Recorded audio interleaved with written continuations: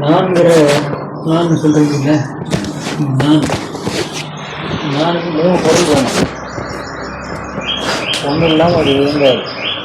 உடம்பு வேணும், உயிர் வேணும், ஆன்மா வேணும். ஆன்மா உயிர் இல்லாமல் ஆன்மா இயங்காது. உடம்பு இல்லாமல் ஆன்மா இயங்குது இருக்குதுங்கிறது அது தெரியாது.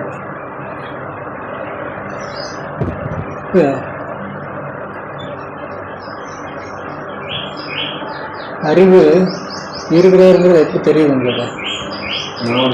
உடம்பு இருக்குல்ல, இங்க இன்னொருத்தர் இருக்கிறாரு, தெரியுதா? இல்லை, தெரியல. ஏன்னா ஆன்மா இருக்கு, ஆனா தெரியாது. ஆன்மா தெரிய வரணும் அப்படின்னா அதுக்கு ஸ்தூலங்கிற இந்த உடம்பு வேணும். 3 இருக்குல்ல, சுத்தமாயா அசுத்தமாயான்னு. சரி, இந்த வார்த்தைகள் கூட பயன்படுத்த வேண்டாம். அதாவது உடம்பு வேணும், பருப்பொருள் வேணும். உலகத்துல இருந்து கண்ணுக்கு புலக்கூடிய பருப்பொருள் ஒன்று வேணும், அதை இயக்கக்கூடிய உயிர் வேணும். இது 2 இருந்தால் தான் ஆன்மா இருக்குதுங்கிறத தெரிய வரும். நானுக்கு எப்போ அர்த்தம் கிடைக்கணும்? நானோட உயிர் சேரணும். இப்போ உடம்பு உண்டாயிடுச்சுன்னா இந்த உடம்பு உயிர் சேரணும். உயிர் சேரும்போது ஆன்மா வந்துடும். உயிர் போனால் ஆன்மாவும் போயிடும். 2 ஒன்று ஒட்டுனது. ஆன்மா இல்லாம உடம்புக்குள்ள உயிர் தங்கும். எத்து போயிட்டான் உடம்பு வந்து புழுக்கள் உற்பத்தி ஆகும். உயிர் இருக்கு, உயிர் இருக்கிறதுனாலதான் இன்னொரு உயிர் உற்பத்தி ஆகுதுங்க. இல்லாட்டி உற்பத்தி ஆகாது இல்லை. ஆனா ஆன்மா அது கிடையாது. ஆன்மா இல்லாம திருவருள்ங்கிற உயிர் செயல்படும். திருவருள் இல்லாம ஆன்மா என்னைக்குமே செயல்படாது. சூக்குமதயம் கூட செயல்படாது. ஆன்மாவுக்கு ஞானேந்திரியம் திருவருள், கர்மேந்திரியம் அந்த உடம்பு, அந்த பருப்பொருள், மாயான்னு சொல்ற பருப்பொருள். உயிர் இருந்தால் தான் ஆன்மாவுக்கு நான் இருக்கிறேங்கிற அறிவே வரும். உயிர் போயிடுச்சுன்னா அது வராது. ஆன்மாவுக்கு சொத்தும் எதுவுமே கிடையாது. அது உயிரோடு சேரணும் முதல்ல, அப்புறம் உடம்போடு சேரணும். அப்போதான் அது நான்கிற ஒரு அர்த்தம் கொடுக்கும். இல்லைன்னா பேரிருள இருக்கும். குடிச்சிட்டு ஒருத்தன் கிடக்கிறாங்களா, அவன் பக்கத்தில் இன்னொரு நாய் வந்து கொடுத்தாலும் அவனுக்கு தெரியாது. இந்த மாதிரி ஆன்மா இருக்கும். இருக்கிற நாய் இல்லையாங்கிறது கூட தெரியாது. உயிர் அப்படிங்கிறது இல்லாம ஆன்மா உடம்புக்குள்ள வர முடியாது. ஆன்மா வெட்ட வழியில திரும்பிட்டு இருக்கோம்.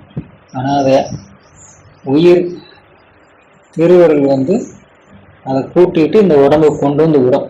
அதுவாக வரச முடியாது. அதுவாக வந்து இன்னொரு உடம்புக்குள்ள அதுதான் நுழைய முடியாது. அதுக்கு சக்தி கிடையாது. அதுக்கு உண்டான கருவிகளும் கிடையாது.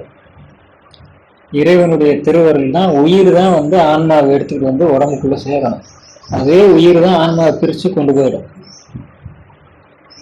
ஆன்மா தன்னால பிரிஞ்சும் போக முடியாது. நினைச்சாலாம் பிரிஞ்சு போக முடியாது. சூசைட் பண்ணிக்கிறேன்னு நினைக்கிறான். இயற்கை மறுநாள் சூசைட் பண்ணிக்கிறேன்னு நினைக்கிறான். சூசைட் பண்ணிக்கிறோம்னு எப்படி பண்ணிக்கிறத? அப்பவும் கையக்கால் அசைக்கணும்ல. உயிர் இருந்தால் தானே கையக்கால் அசைக்க முடியும். ஆற்றல் இருந்தால் தானே ஆன்மாவே வெளியேற்றிக்க முடியும். அப்பவும் உயிர் தான் ஆன்மாவை வெளியில கொண்டு போவோம். உள்ள கொண்டு வர்றதும் உயிர் தான். திருவருள உள்ள கொண்டு வரும் ஆன்மாவை, திருவருள் தான் வெளியில கொண்டு வரும். ஆன்மாவில எதுவுமே வேற எதுவுமே பண்ண முடியாது. இந்த விதியை நம்ம உடைச்சு நானே என்னுடைய உயிரை மாச்சுக்கிறேன்னு சொல்லி ஆன்மாவை தன்னாலே பிரிச்சு கூப்பிட்டு போனோம்னா திருவருள பகைச்சுக்கிட்ட மாதிரி. திருவருளுக்குள்ள எல்லா தெய்வங்களும் அடங்கும். சூக்குமதத்தில் இருக்கக்கூடிய எல்லா தெய்வங்களும் அடங்கும். இப்போ அத்தனை பேருக்கு சாபத்துக்கு ஆளாகுது. எப்போ கருவில் இது உயிர் அப்படின்னு சொல்ல முடியுதோ இங்கே ஆன்மா வந்துடும். பிறக்கும்போது வர்றதில்லை. அதாவது டெலிவரி ஆகும்போது வர்றதில்லை. அது கிரியேஷன் ஆகும்போதே வந்துடும். இந்த ஆன்மா நுழையிறது மட்டும் வித்தியாசப்படும். ஒரு பொருள் வந்து அதுக்குள்ள ஆன்மா இருக்கலாம், இல்லாமல் இருக்கலாம். ஒரு ஜடப்பொருள், அதாவது மாயாவோட ஒரு உடம்பு இருக்கணும். கருமுட்டை இருக்குல்ல, கருமுட்டையா இருக்கு. அண்டம் வந்து 2 சேர்ந்தா தானே உயிர் உருவாகும். இது 2மே ஒன்று சேரலைன்னாலும் உருவாகாது இல்லையா? அப்ப ஆன்மா அண்டத்துல இருந்ததா விந்துல இருந்ததா? 2லயும் இல்லை. ஆனா அண்டத்திலையும் உயிர் இருந்தது, விந்துலையும் உயிர் இருந்தது. ஆன்மா அதுல கிடையாது. ஆன்மா வெளியிலிருந்து வரும். இது 2லயும் ஆன்மா கிடையாது, உயிர் தான் இருந்தது. இது 2 சேர்ந்து ஒரு கருமுட்டை உருவாகும். அப்பயும் ஆன்மா நுழைஞ்சிருந்தா அப்பயும் நுழையாது. அது எப்ப நுழையுமோ அப்பதான் நுழையும். உயிர் அப்படிங்கிறது ஆன்மா இல்லாம இயங்கும். ஆன்மா உயிர் இல்லாம இயங்க முடியாது. இதுக்கு உயிர் இருக்கா இல்லையா? உயிர் ஆற்றல் இருக்கு, இல்லைன்னா அது அழிஞ்சிருக்கு. உயிருங்கிறத விட ஆற்றல்னு புரிஞ்சுக்கோங்க. இதுல ஆற்றல் இருக்கு. இது கரையான் சாப்பிடும். இதுல உயிர் இல்லைன்னா கரையான் சாப்பிடுமா? இதுல உயிராற்றல் இருந்தா தானே கரையான் சாப்பிட்டு அது குட்டி போட முடியும். உயிரும் உடம்பும் எப்பவுமே இருக்கும். உயிரையும் உடம்பையும் பிரிக்கவே முடியாது, எந்த காலத்திலும் பிரிக்க முடியாது. அணுவை உடைச்சிங்கன்னா அதுக்குள்ளேயும் உயிர் இருக்கும், ஆற்றல் இருக்கும். ஆற்றல்ங்கிறது உயிர், திருவருள், பல பேர் வச்சுக்கலாம். உயிரும் ஜடமும் எப்பவும் ஒன்னாதான் இருக்கும், பிரிக்கவே முடியாது. எந்த காலத்திலும் யாராலையுமே பிரிக்க முடியாது. சுத்தமாக அசுத்தமாக ஒட்டியாதான் இருக்கும், பிரிக்கவே முடியாது, பிரிச்சு பார்க்கவே முடியாது. என்னைக்கு பிரிக்கிறோமோ அப்ப பிரபஞ்சம் வேணாம் போயிடும், தனித்தனியா போயிடும். ஒவ்வொன்றும் பிரிக்கவே முடியாது. பிரிக்கும்போது தனித்தனியா போயிடும். இது உயிரும் உடம்பும் ஒட்டியதான் இருக்கும். ஆனா இதுல ஆன்மா இருக்குன்னு இல்லை. இதுல ஆன்மா இல்லை.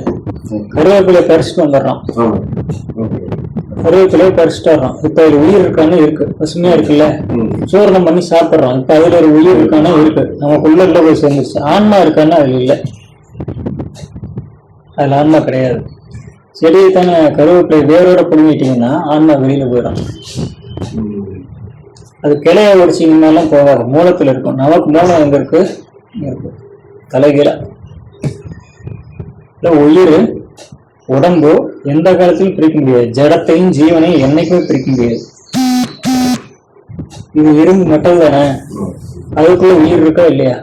அதுக்குள்ளயும் உயிர் இருக்கும்.